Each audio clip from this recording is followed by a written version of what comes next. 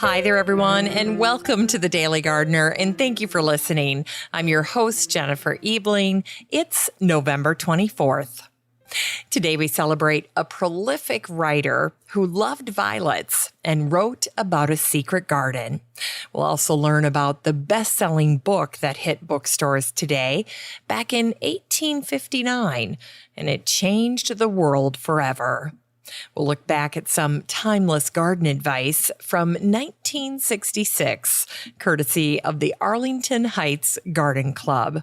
And we'll hear some words from an English garden designer about making the most of October and November. We'll grow that garden library today with a book about incorporating edibles into your garden design. And yes, it does matter which varieties you choose to use. And then we'll wrap things up with some charming miscellany from the New England farmer in 1843.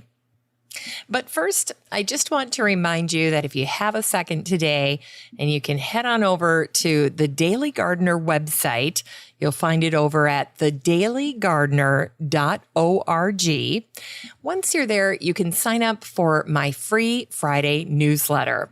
It's completely free. It'll show up in your email every Friday, and inside you'll see a personal update from me. You'll get some garden-related reminders and items for your calendar, in addition to the Grow That Garden Library featured books for the week. They'll all be there in a nice little list for you. And then since it's the holiday season, I'm going to be including some gardener gift ideas, garden-inspired recipes for the holidays, and exclusive updates regarding the show for 2021 and more. Plus, don't forget that each week, one lucky subscriber is going to win a book from the Grow That Garden Library bookshelf. So go ahead. You have nothing to lose. Head on over to the Daily Gardener website and sign up for the free Friday newsletter. In curated news, today's article comes from Apartment Therapy. It was written by Jessica Wang, and it had this incredible title. It says, "This chaise lounge is designed like a Zen garden, and there's even a pond." Well, what this article is talking about is this fantastic lounge chair. It's called the Diane Chaise Lounge Chair, and you get to pick 3 different environmental features to choose from when you're designing your chair. The standard version comes with book storage or shelves. The garden version comes with side planters and a water pond that's underneath the lounge chair. Can you believe this? And behind the back of the chair, there's actually a shallow pond. And the whole point of this garden chair is to inspire the meditative feeling of being immersed in nature and listening to the calming sound of running water.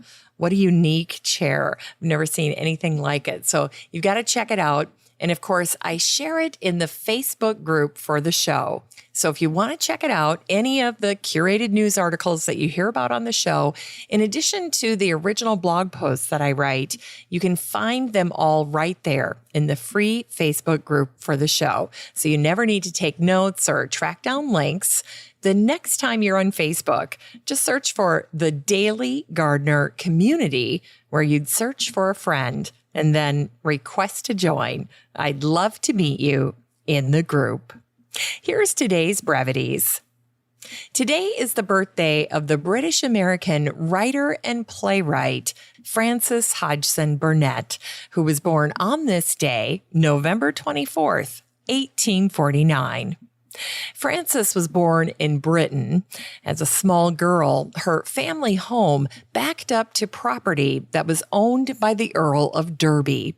Frances remembered it as, quote, the Garden of Eden. Frances's father died when she was 3 years old, and his death forced her mother, Eliza, to leave England with her 5 young children and immigrate to the United States. After settling in Tennessee, Frances began writing to help her mother make ends meet. Frances published over 50 works during her lifetime, including her popular children's novels, Little Lord Fauntleroy, A Little Princess, and The Secret Garden. Although Frances became America's highest paid woman writer, her personal life had profound low points. She married and divorced twice, and Frances lost one of her two sons to tuberculosis when he was just 16 years old. He died in her arms. After losing her boy Lionel, she covered his casket in the flower that symbolizes innocence, modesty, and everlasting love, violets. For Frances, whether in America or England, gardens were a place for comfort and restoration, and violets were her flower. It was Frances Hodgson Burnett who wrote, "If you look the right way, you can see that the whole world is a garden."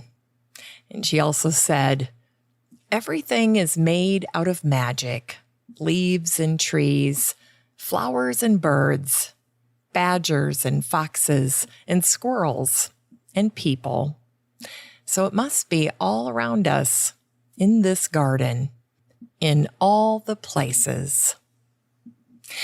And it was on this day that Charles Darwin's On the Origin of the Species reached bookstores. It was November 24th in 1859. Over 20 years had passed since Charles departed on the HMS Beagle for a 5-year voyage around the world. On this revelatory trip, Charles discovered the building blocks to his evolutionary theory in the fossils and diverse species he encountered on his expeditions. Often, Charles is depicted as an older man on the Beagle, but in reality, he was just 22 when he sailed away, and still a young 27 when he returned to England with boxes full of specimens and a brain swirling with new ideas. Darwin was 50 when his book began selling in bookstores on this day in 1859. And it was on this day, November 24th, in 1966, that the Arlington Heights Garden Club shared their garden tips for the week in the Arlington Heights Herald. Highlights include the following: soil is alive, teeming with life, tiny insects you can see, and billions of organisms not visible with the naked eye. If cared for properly, it grows and increases in value. Now, bear in mind, this advice was 40 years before Teeming with Microbes by Jeff Lowenfels. Such a good book. They also suggested that drooping cut roses can be revived by making a fresh cut 2 or 3 inches from the bottom of the stem, then by placing in a tall container of very warm water until they perk up. And the Arlington Heights Garden Club shared their suggested houseplant for the week. It was the shrimp plant, or the Bellaperoni guttata, or the Justicia brandigiana, a sturdy plant with shrimp pink bracts that overshadow the delicate white flowers. Just know that this plant is a native of Mexico, and these plants can grow up to 6 feet tall in their native habitat. As houseplants, it's good to prune them back in the spring because the stems are brittle and they tend to snap. And then they also make one final suggestion that if you have houseplants with smooth leaves, they'll benefit from a soap and water sponge bath on both sides of the leaf surface. In Unearthed Words, today's words are from the English author and garden designer Vita Sackville-West. And she talks about how gardeners make the most of October and November. Here's what she wrote. If it is true that one of the greatest pleasures of gardening lies in looking forward, then planning of the next year's beds and borders must be one of the most agreeable occupations in the gardener's calendar. This should make October and November particularly pleasant months, for then we may begin to clear our borders, to cut down those sodden and untidy stalks, to dig up and increase our plants, and to move them to other positions where they'll show up to a greater effect. People who are not gardeners always say that the bare beds of winter are uninteresting. Gardeners know better and take even a certain pleasure in the neatness of the newly dug, bare, brown earth. It's time to grow that garden library with today's book, The Beautiful Edible Garden by Leslie Burnett and Stephanie Bittner. This book came out in 2013, and the subtitle is Design a Stylish Outdoor Space Using Vegetables, Fruits, and Herbs. And this book was one of Amazon's best garden books of 2013. And it's one of my favorites. Leslie and Stephanie are the founders of the landscape design firm Star Apple Edible and Fine Gardening in the San Francisco Bay Area. This book was their stylish and beautifully photographed guide to artfully incorporating edibles into an attractive modern garden design. Now, this fantastic design duo, Leslie and Stephanie, specialize in artfully blending edibles and ornamentals together. One of my favorite aspects of the book is that Leslie and Stephanie also show how to make edible arrangements with clippings from your garden. It just does not always occur to me, so I thought it was a fantastic idea. The team at Star Apple has managed to refine the way that they look at edibles in the landscape. And no surprise here, they focus on beautiful, luxuriant foliage, just like most garden designers tell us to do. And of course, the flowers. So if your garden, your vegetable garden, looks wild and straggly at the end of the year, or just stresses you out, use Leslie and Stephanie's ideas to make your edible plants as beautiful as they are productive. This book is 220 pages of garden design for veggies, fruits, and herbs, with oodles of ideas for making edibles an attractive part of your landscape. You can get a copy of The Beautiful Edible Garden by Leslie Burnett and Stephanie Bittner and support the show using the Amazon link in today's show notes for around $10. It's a deal. Finally, here's something sweet to revive the little botanic spark in your heart. The New England Farmer shared a little post of miscellaneous news at the end of 1843 that caught my eye. Here's what it said. Mosquitoes in November. The New Orleans Diamond of November 24th says, as we write, myriads of mosquitoes are hovering around us like evil messengers. Think of that, ye frozen dwellers at the north.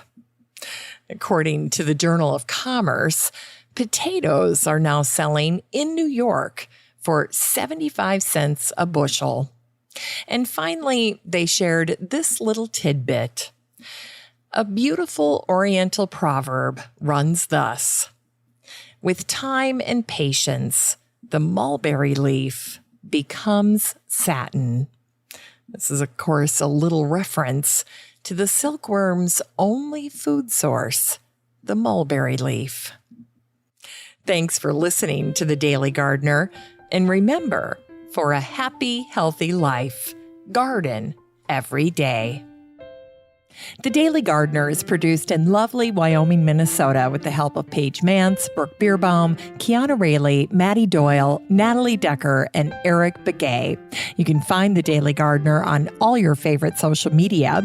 You can follow the show on Instagram, and listeners always have a standing invitation to join the free Facebook group for the show. Just search for Daily Gardener Community the next time you're on Facebook and request to join. All the stories and books that are featured on the show can be found over at thedailygardener.org, thedailygardener.org. And while you're there, be sure to sign up for my free Friday newsletter. Last but not least, you can share your own gardener greetings on the show by emailing me at jennifer@thedailygardener.org. I'm your host, Jennifer Ebling, and as always, have a great day in the garden, and we'll see you tomorrow.